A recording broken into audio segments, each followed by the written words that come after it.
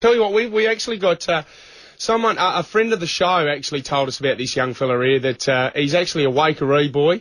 Now, he's had an amazing story with his life, and look, we've got him in here. He's a comedian now, and he's also started up a website that we're going to ask him down further in the interview. But can everyone put your hands together for local boy Dale Elliott? Dale, lovely to have you in the studio with us. Thank you very much, Lisa.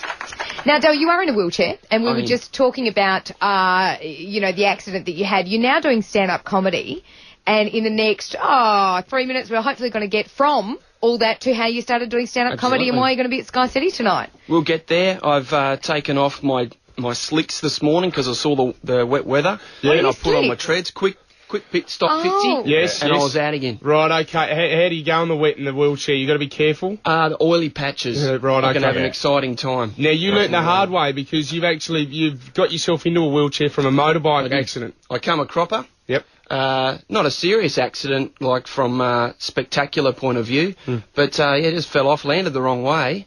Sort of my head went this way, my back went that way, and couldn't get up, couldn't move. So it was interesting.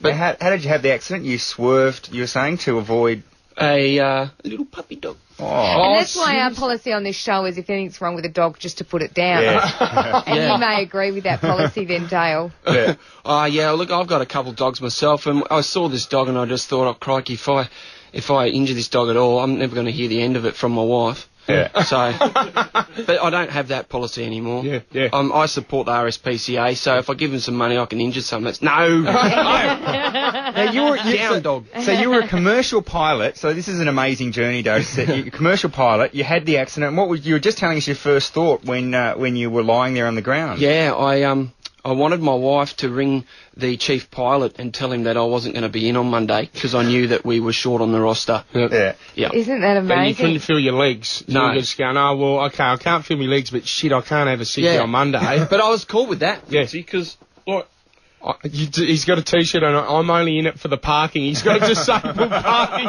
T-shirt. So that's what I thought. Yeah. I thought, because, like, it was Christmas time in 2002, they had my accident, right?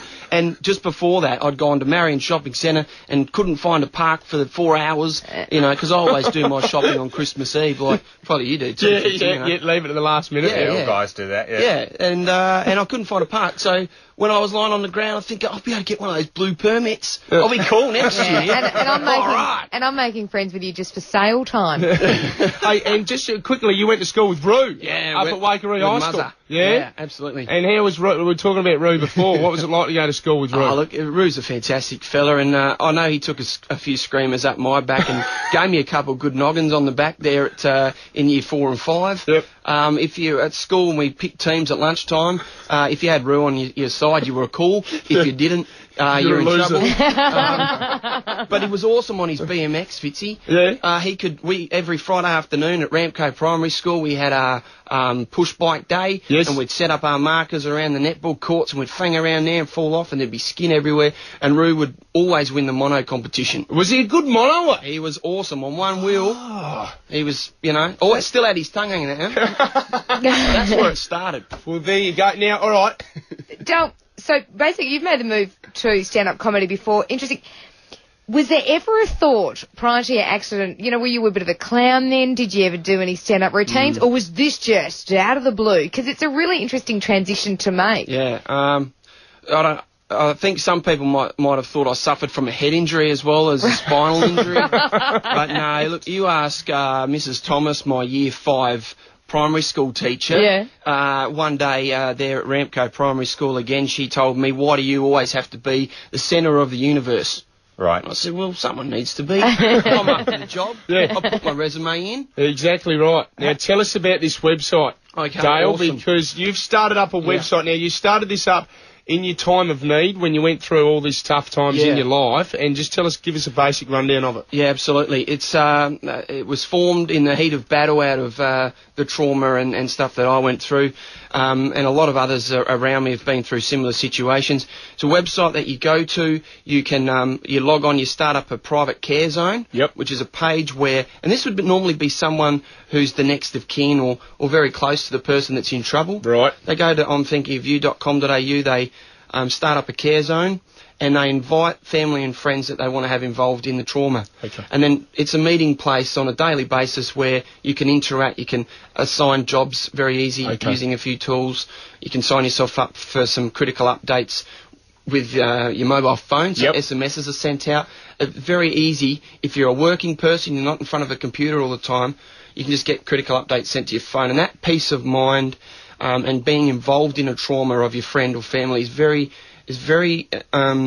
useful when you're going through it. So you don't feel like you're not contributing at all. Yep. You know, one of the biggest things that I've heard when I've been researching this is people saying, you know, the most common phrase is, I want to do something to help, but I don't know how I can do it. Yeah, that's right. And when you say that to people all the time on the street, you say, let me know if there's anything I can do.